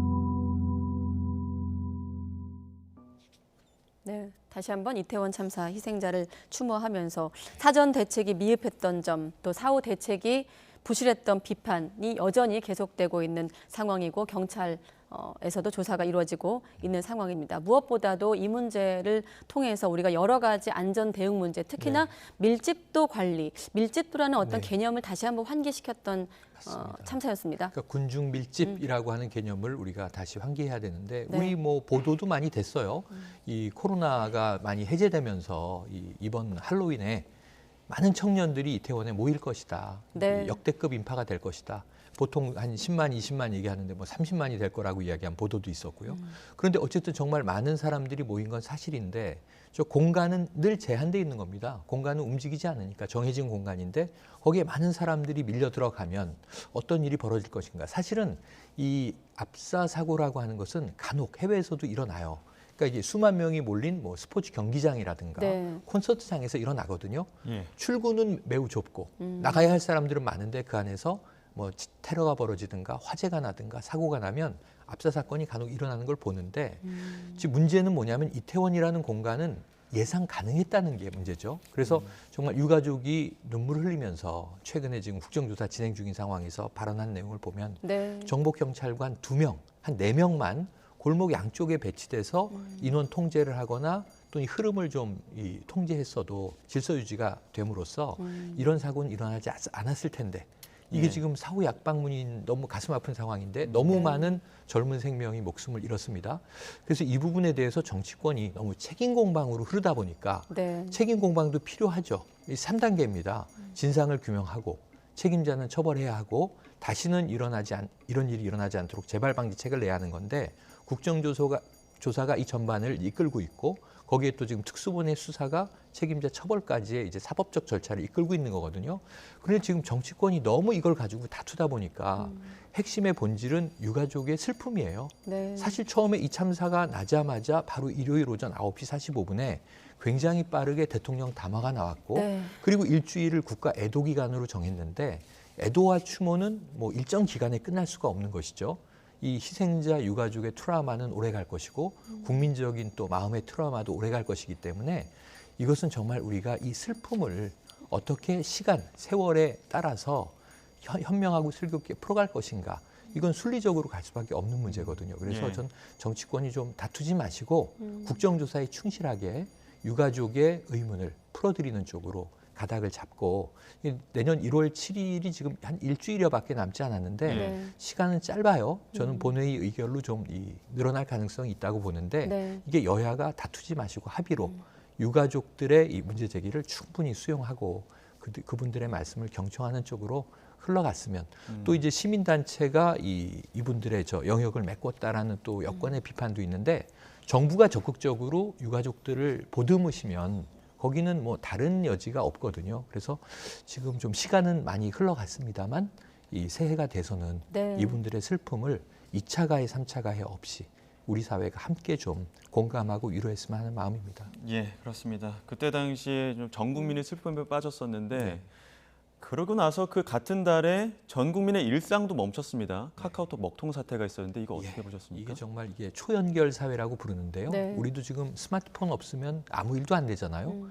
저만 해도 뭐 일이 하루 종일 그냥 업무가 먹통되는 상황이었거든요. 그런데 이제 그때가 다행히 주말이긴 했습니다만 일이 터진 건 토요일이었습니다. 근데 문제는 이게 주말 지나면 해결되겠지. 근데 이게 월, 화, 수 계속 이어져서 127시간 이게 약간 서비스마다 차이는 있습니다만 전체적으로는 127시간까지 먹통이었던 서비스가 있어요. 거기에 대해서 이제 최근에 카카오의 보상책이 나왔는데 문제는 이런 일이 IDC 데이터 센터 하나가 작은 화재로 셧다운이 되면서 전국적으로 이런 일이 벌어질 수 있다. 이것도 사실은 굉장히 대형 사고거든요. 그래서 그 이후에 이제 SK 그 데이터 센터에 대한 이제 책임 추궁도 있었고 또 카카오는 왜 이것을 분산시키지 않았는가. 같은 일이 터졌을 때 네이버는 좀 대응이 달랐다. 이런 비교 분석도 나오고 그랬습니다만 초연결 사회에서 우리가 분산형 데이터 관리를 하면서 이 연결이 끊어지지 않도록 그야말로 스탑리스, 스트리밍이 이루어지도록 하는 게 얼마나 중요한 것인가를 이제 깨닫게 되는 계기가 됐고요. 그리고 정말 온라인이라고 하는 것이 우리가 실물 세계와 다르지 않게 우리가 살아가는 영역의 절반 이상을 차지하고 있구나. 이걸 깨달았기 때문에 앞으로는 이제 데이터와 이 망에 대한 관리가 이 또한 하나의 또 이제 사이버 안전이 되는 것이죠. 안전 문제가 중요하게 지켜지는 계기로 삼아야 할 것 같습니다. 멈추고 났더니 먹통이 되고 났더니 그렇게 많이 연결이 되어 있더라는 걸 실감했던 수많은 사람들이 저도 그렇고요. 고립감을 그날 느끼셨을 거예요.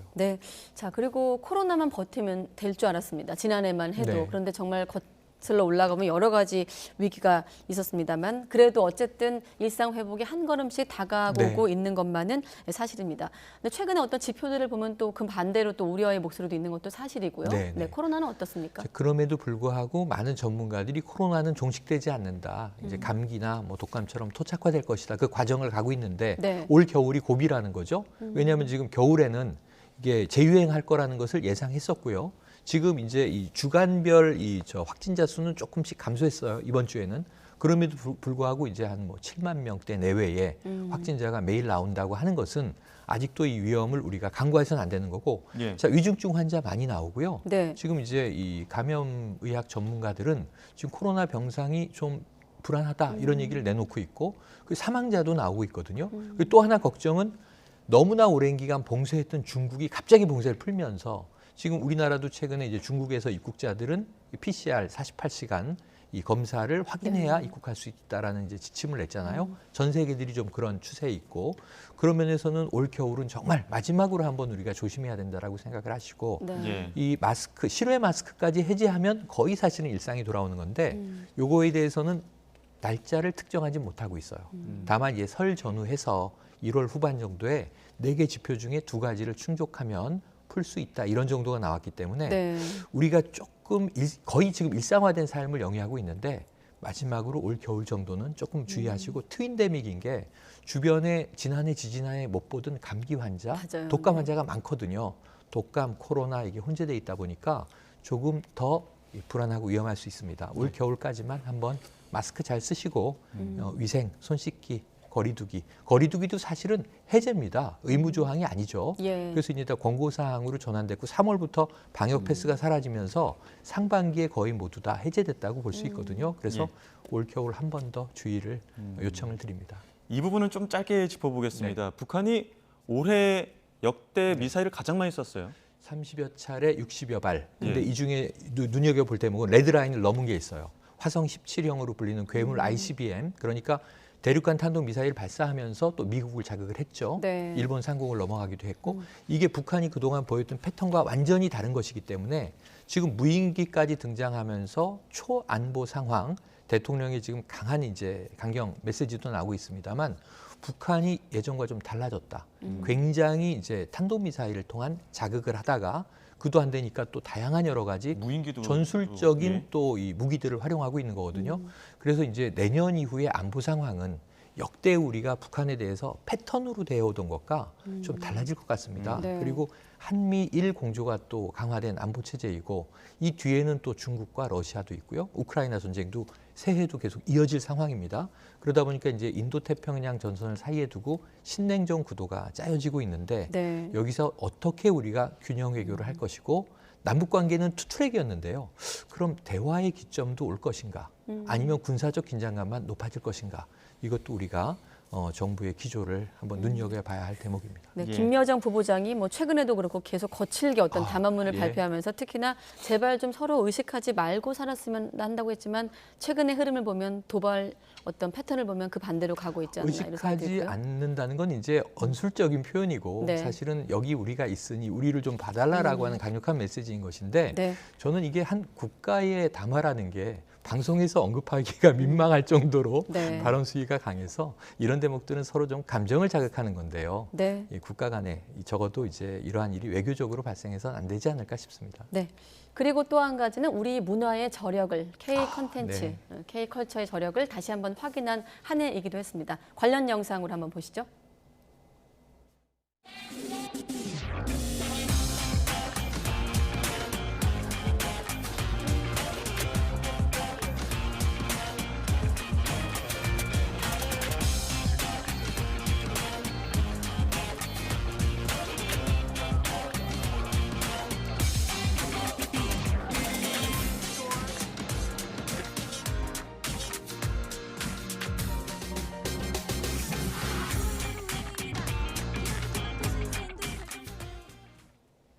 여러모로 쉽지 않은 그런 한 해였지만 또 드라마를 통해서 힐링, 위안이 되기도 했던 한 해였습니다. 사실은 문화가 없으면 어디서 위로받겠는가. 그러니까 이제 문화가 가난을 구제하지는 못해도 가난을 위로할 수 있다 이런 얘기도 있거든요. 그게 전 세계적으로 우리의 K-컬처가 K-팝은 이미 이제 뭐 세계 탑을 굳히고 있고요. 그런데 지금 드라마는 지난해부터 약진을 하더니 오징어 게임이 뭐 세계적으로 넷플릭스 1위란 것은 이제는 우리에게 먼 얘기가 됐고 에미상은 우리에겐 좀 덜 익숙합니다만 아카데미 영화, 에미상은 TV쇼, 토니상은 뮤지컬과 무대극. 그래서 에미상은 굉장히 미국에서 정평 있는 어워드예요. 근데 여기서 육관왕을 했다. 나무주연상을 타고 감독상을 했다. 이거는 대단한 거거든요. 미국에 엄청난 드라마가 나오고 있는데 우리나라는 방송사별로 뭐 연기 대상을 주지만 미국은 다 통합해서 주는 거라 미국 전역에서 탑 드라마가 우리나라 오징어 게임이었다라는 반증이 되는 겁니다. 이게 굉장히 놀라운 거고요. 칸 영화제나 이제 해외 영화제는 그냥 우리의 무대가 돼버렸어요. 헤어질 결심 화제가 됐지만 뭐 그랑프리는 아니지만 감독상을 박찬욱 감독이 거머쥐었고 지금 일본의 히로카즈 감독의 작품입니다. 그런데 거의 아이유 씨, 송강호 씨, 강동원 씨가 나와요. 브로커라는 작품으로 송강호 씨가 나무주연상을 탔고 그러니까 대충 나가면 우리가 굉장히 중요한 상을 수상하는 그러한 이제 어떤 문화 국가가 됐어요.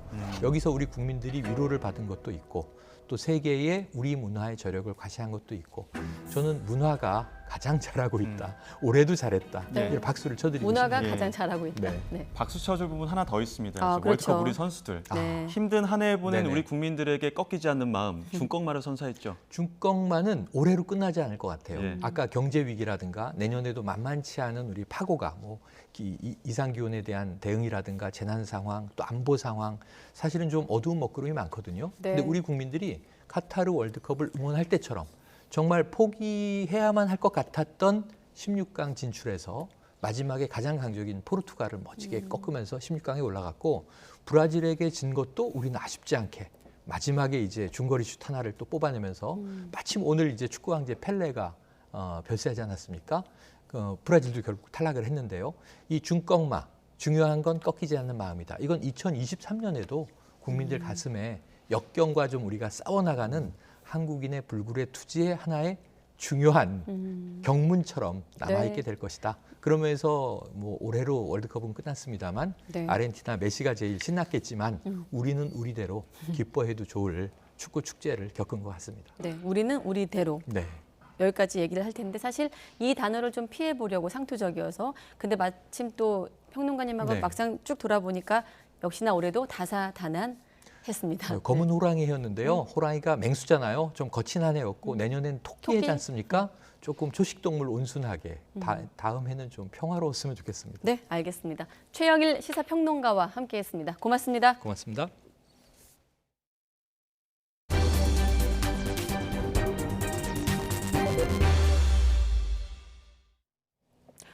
네, 북한 도발 얘기를 좀 더 연결해 보겠습니다. 올해 북한 함경북도 풍계리 핵실험장의 이상 징후로 7차 핵실험에 나설 수 있다는 전망이 계속됐는데 북한은 대신에 미사일과 무인기 도발을 이어갔습니다. 내년에도 핵실험 시기를 저울질하면서 신형 전략 무기들을 과시하는 행보를 이어갈 것으로 예상됩니다. 조수연 기자가 보도합니다. 올해 초 북한은 탄도미사일 발사에 대한 미국의 제재에 맞서 신뢰 구축 조치들을 전면 제고하겠다고 밝혔습니다. 그러면서 잠정 중지했던 모든 활동을 재가동하는 문제를 검토하겠다고 위협했습니다. 신뢰 구축 조치들을 전면 제고하고 잠정 중지하였던 모든 활동들을 재가동하는 문제를 신속히 검토해 볼 때 대한 지시를 해당 부문에 포치했습니다. 북한은 이후 대륙간 탄도미사일 ICBM을 비롯해 수십 차례의 미사일 발사 등 실제 행동에 나섰습니다. 해상으로 미사일과 포를 쏟아붓더니 공중에서는 무인기로 영공을 침범하며 9.19 군사합의를 노골적으로 위반했는데 예상됐던 핵실험에는 나서지 않았습니다. 기술 개발에 시간을 두면서 정치적 군사적 효과를 극대화할 수 있는 시기를 노린 것으로 보입니다. 정치적으로는 자신들의 핵 보유를 전 세계를 상대로 기정사실화한다라는 것, 또 북한 내부적으로 국면을 전환하기 위해서 필요하고요. 군사적으로는 소형화된 핵을 자신들이 보유하고 있다. 또 거기에 필요한 데이터를 수집하기 위해서 7차 핵실험이 필요한 상황입니다. 특히 단거리와 중거리에 이어 다탄두형 대륙간 탄도미사일 화성 17형에 탑재할 수 있는 핵무기 다종화를 위한 핵실험 가능성이 유력합니다. 시기를 내년으로 미뤘을 뿐 북한은 5개년 국방계획 절차에 따라 일관된 행보를 보이고 있다는 겁니다. 신핵무기 중심의 군사 강국을 과시하기 위해 4월 중 군사정찰위성 시험과 미국의 대응을 봐가면서 정상각도의 ICBM 발사까지 그 가능성은 항상 열려있는 것으로 판단합니다. 이런 가운데 북한은 고체 연료를 쓰는 장거리 미사일 개발에도 속도를 내고 있습니다. 사전 발사 징후 탐지가 제한되는 고체 연료 기반의 미사일로 우리의 감시망을 흔들기 위한 의도가 깔려 있습니다. 액체 로켓을 장착한 ICBM 같은 경우는 운용성, 생존성 측면에서 굉장히 떨어진다. 왜냐하면 어디로 은밀하게 움직이기가 어렵고 그러다 보니까는 한미연합자산에서 들켜서 타격을 받을 수 있다. 이런 얘기입니다. 북한이 새해에도 핵미사일 위협을 더욱 고도화할 것으로 예상돼 우리 정부의 고민도 한층 깊어질 전망입니다. YTN 조수연입니다. 통일부는 북한이 지난 26일부터 진행하고 있는 노동당 전원회의와 관련해 내일이나 모레쯤 회의 결과가 나올 것으로 내다봤습니다. 통일부는 최근 3년간 전원회의나 당 대회를 통해 대체해온 북한 김정은 국무위원장의 신년사에 대해서도 과거 사례를 볼 때 내일이나 모레쯤 관련 발표가 있을 것으로 전망했습니다. 지난달 경기 양평상공에서 발생한 KF-16C 전투기 추락 사고는 12년 전 정비 과정에서 너트 한 개를 끼워 넣지 않아 발생한 인재로 확인됐습니다. 공군은 오늘 전투기 잔해를 정밀 분석한 결과 엔진 기어박스 내부의 연료 펌프 구동축, 톱니바퀴가 비정상적으로 마모가 됐고 연료 공급이 정상적으로 이루어지지 않아 엔진이 멈춘 것으로 확인됐다면서 이같이 밝혔습니다. 공군은 당시 창정비 작업자 2명과 공장장 1명에 대해 징계 여부를 검토할 계획입니다. 미국 정부의 보조금 지급 대상에서 제외됐던 한국 전기차가 리스나 렌트, 택시 등 상업용으로 판매될 경우 세액 공제 혜택을 받을 수 있게 됐습니다. 정부는 오늘 미국 재무부가 이러한 내용을 담은 상업용 전기차 세액 공제 방안을 발표했다고 밝혔습니다. 이에 따라 상업용 전기차의 경우 우리 기업도 미국에서 차량 한 대당 최대 $7,500의 세액 공제를 받을 수 있게 됐습니다. 네, 러시아가 우크라이나의 수도 키이우와 하르키우, 르비우 등 우크라이나 주요 도시에 120발이 넘는 미사일 공격을 퍼부었습니다. 이런 가운데 우크라이나의 미사일이 벨라루스에 떨어진 것으로 확인돼 벨라루스가 우크라이나 대사를 불러 항의하는 등 긴장이 고조되고 있습니다. 김진호 기자의 보도입니다. 우크라이나 대통령실은 러시아가 우크라이나 전역에 120발이 넘는 미사일을 발사했다고 주장했습니다. 지난 2월 개전 이후 최대 규모의 공습 중 하나로 기록될 이번 폭격으로 수도 키이우에서 최소 3명이 다치고 민간인 거주지가 파괴되는 등 피해가 속출했습니다. The Russians want to bring depression, especially right now, Christmas time. New Year. The Russians want to bring us to black time, to without lighting, to without heating. 우크라이나 동부 핵심인 하르키우에서도 1년에 폭발이 발생했고 르비우에선 도시의 90%의 전기 공급이 차단됐습니다. 지난달 우크라이나 남부 요충지 헤르손에서 퇴각하는 수모를 겪은 러시아는 이후 한 주에 한 번꼴로 대규모 공습을 퍼붓고 있습니다. 이런 가운데 우크라이나의 미사일이 벨라루스에 떨어져 파문을 일으키고 있습니다. 벨라루스 당국은 우크라이나에서 발사된 지대공 미사일을 자국 방공 시스템이 격추했으며 파편을 발견했다고 밝혔습니다. Сегодня в районе 10 часов утра на территории Ивановского района было зафиксировано падение предположительно зенитно-управляемой ракеты комплекса С-300 украинских вооруженных сил. 러시아 미사일을 막기 위해 우크라이나 방어 체계에서 발사된 미사일이 벨라루스로 잘못 향했을 가능성이 큰 것으로 보입니다. 벨라루스 정부는 지난달 15일 폴란드 농촌 마을에 떨어진 우크라이나 미사일과 유사한 경우로 판단되지만 사안이 심각하다며 우크라이나 대사를 불러 항의했습니다.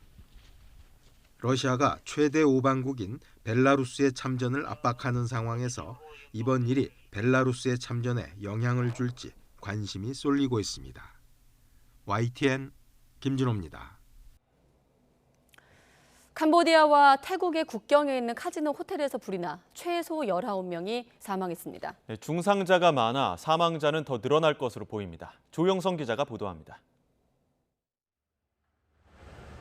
호텔 건물 상층부를 이글거리는 화마가 뒤덮었습니다. 건물 아래로 불붙은 잔해가 연신 떨어집니다. 구조에 나선 구급대원들은 건물 내부에서 발견한 사상자를 흰 천에 감싸서 옮깁니다. 현지 시각 28일 밤 캄보디아와 태국의 국경에 있는 카지노 호텔에서 12시간 넘게 불길이 잡히지 않았습니다. 수십 명의 사상자가 발생한 가운데 중상자가 있어 사망자가 늘어날 가능성이 있습니다. เราคิดว่าถ้าเกิดมันได้รับการประสานงานที่ไวแล้วก็ช่วยเหลือไวกว่านี้ 캄보디아 포이페 지역에는 도박이 불법인 태국의 손님을 맞이하기 위해 여러 카지노 호텔이 자리 잡고 있습니다. 이번 화재로 숨진 사람 가운데 일부는 태국인인 것으로 확인됐습니다. ตอนนี้เป็นคนไทยครับรายชื่อขึ้นเป็นคนไทยรอตรวจอัตลักษณ์อยู่นะครับแต่ที่มีบัตรบริเวณพวกนี้ก็จะเป็นคนไทยอยู่นะครับ 화재는 카지노 쪽에서 가스통이 폭발하면서 시작된 것으로 알려졌습니다. 1층에서 일어난 불길이 카펫을 타고 건물 전체로 빠르게 번졌다는 목격자의 진술도 나왔습니다. 지난 8월에는 태국의 나이트클럽에서 불이 나 26명이 숨졌고 9월에는 베트남의 노래방에서 난 화재로 32명이 숨지는 등 동남아 접객업소의 안전관리에 대한 지적이 끊임없이 제기되고 있습니다.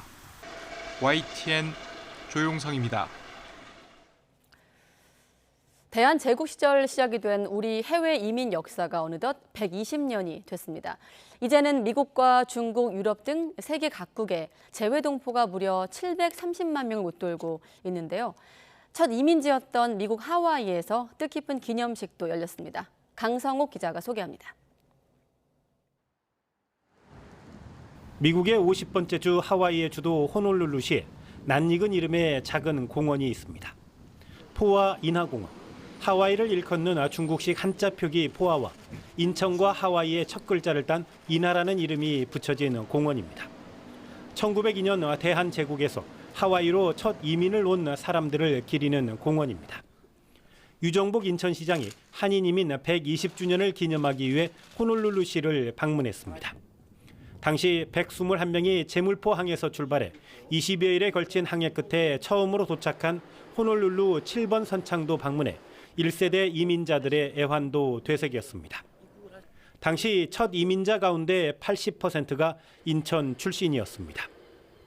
이민 1세대는 사탕수수 농장에서 하루 10시간을 노동하면서 일당 70센트 정도를 받았습니다. 그렇게 받은 일당으로 독립운동 자금도 모았고 고국의 고등교육기관을 설립하는 데도 기여했습니다. 인천에 있는 사학 인하대학교는 인천과 하와이의 첫 글자를 따 이름 붙여졌습니다. 300만 시민과 700만 재동포가 함께하는 재동포청 유치 등을 통해서 세계 초일류 도시로 나아가고자 합니다. 7만 명에 달하는 하와이 한인 동포 사회는 한국 이민사의 시작은 인천에서 시작되고 발전했다며 재외 동포청의 인천 유치를 적극 지지한다는 입장을 밝혔습니다. 호놀룰루시는 유 시장의 방문을 기념해 첫 이민이 시작됐던 12월 22일을 인천의 날로 지정하고 두 도시의 우호 협력이 지속되기를 소망했습니다. YTN 강성옥입니다. 네, 눈을 보기 힘든 나라의 동계 스포츠 청소년 선수들을 육성하기 위한 전지 훈련이 올림픽 개최지인 평창과 강릉에서 열렸습니다. 어려운 여건 속에서도 선수들은 이번 훈련을 통해 올림픽을 향한 꿈을 키워나가고 있습니다. 송세혁 기자가 소개합니다. 2018 평창 동계올림픽이 열렸던 강릉 컬링센터 빙상장. 외국인 쇼트트랙 꿈나무들의 연습이 한창입니다. 평창 기념재단이 동계 스포츠 기반이 취약한 나라의 청소년 선수들을 위해 마련한 전지 훈련에 참가한 겁니다. I think it's great to be here because I get to experience all these other different communities from other countries, and we're all able to come here and skate hard and train hard and learn all the Korean techniques. 지도하는 감독들은 모두 쇼트트랙 강국인 한국 국가대표와 상비군 출신. 올림픽 금메달 리스트도 깜짝 방문해 조언을 아끼지 않습니다. 여러분들 항상의 목표를 가지고 꿈을 가지고 운동을 하시면 그 꿈이 항상 이루어질 거라 생각을 하니까 모두 힘내시길 바랍니다. 화이팅! 지난 5월 1차 훈련에 이어 열린 이번 2차 훈련에는 아프리카와 남미 등 21개 나라에서 동계 스포츠 청소년 선수 70여 명이 참가했습니다. 쇼트트랙과 봅슬레이, 크로스컨트리 등 빙상과 설상 7개 종목에서 열흘 동안 맞춤형 훈련이 진행됐습니다. 2024년 강원 동계 청소년 올림픽 대회는 물론 나아가 2026년 밀라노 코르티나 단페초 올림픽 무대에서 메달을 목에 거는 게 선수들의 목표입니다. I wasn't doing this before.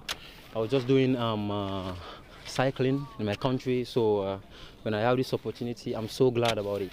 So I just hope to be a champion one day. 평창 기념재단은 동계 스포츠의 저변을 넓히겠다는 평창의 약속을 위해 선수 육성 사업을 해마다 이어갈 계획입니다. YTN 송세혁입니다. 펀드 환매 중단으로 수천억 원대의 피해를 일으킨 혐의를 받는 디스커버리 자산운용사 장하원 대표가 1심에서 무죄를 선고받았습니다. 재판부는 공소 사실이 합리적 의심이 여지없이 증명되었다고 보기 어렵다고 밝혔습니다. 특히 장 대표 등이 대출 채권이 부실해 글로벌 채권 펀드의 환매가 불가능하다는 것을 알면서 이를 판매했다고 인정하기 어렵다고 덧붙였습니다. 업무상 과실로 인해 신생아 4명을 숨지게 한 혐의로 재판에 넘겨진 이화여대 목동병원 의료진이 무죄 판결을 확정받았습니다. 대법원은 이대 목동병원 소아청소년과 교수와 수간호사 등 7명에 대해 무죄가 나왔던 원심을 최종 확정했습니다. 재판부는 의료진이 감염관리 주의 의무를 충실하게 이행하지 않았다면서도 같은 주사제를 맞은 다른 신생아에게선 균이 검출되지 않은 점 등을 근거로 신생아 사망 인과관계가 충분하게 입증되지 않았다고 판단했습니다. 방송인 김어준 씨가 6년 넘게 진행해왔던 TBS 라디오 김어준의 뉴스공장의 마지막 방송을 진행했습니다. 김어준 씨는 방송에서 자신은 오세훈 서울시장의 임기가 끝나는 3년 6개월 후에 돌아올 것이라며 오늘은 그 3년 6개월이 시작되는 첫날이라고 말했습니다. 또 다시 돌아와서 다시 청취율 1위를 할 것이고 그 후로 20년간 계속 1위를 할 작정이라고 덧붙이기도 했습니다. 축구 역사를 바꾼 최고 스타 펠레가 세상을 떠나자 축구계엔 일제히 추모 물결이 일고 있습니다. 메시와 네이마르 등 후배 선수들이 메시지를 전했습니다. 허재원 기자가 보도합니다.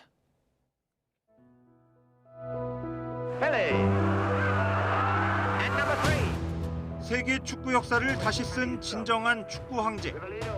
월드컵 우승컵을 3번이나 들어올린 유일한 축구 선수. 먼 길을 떠난 펠레를 향해 축구계는 일제히 추모 메시지를 전했습니다.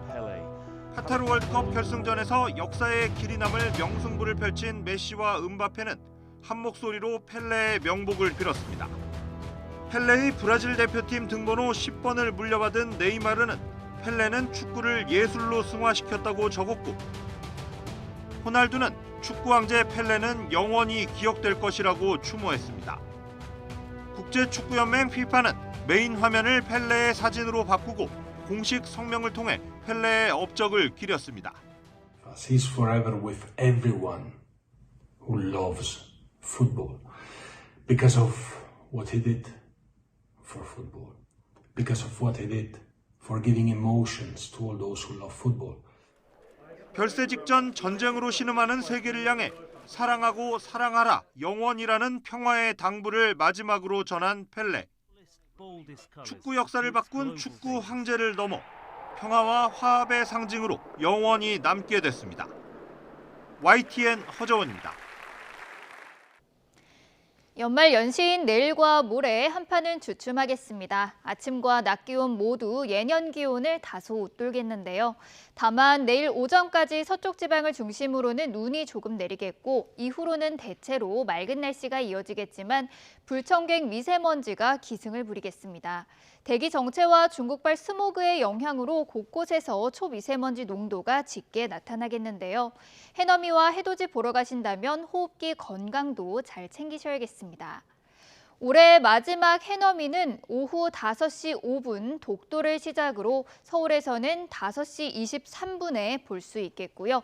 개묘년 새해 첫 해는 강릉에서 7시 40분에, 서울의 경우 7시 47분에 그 모습을 드러내겠습니다.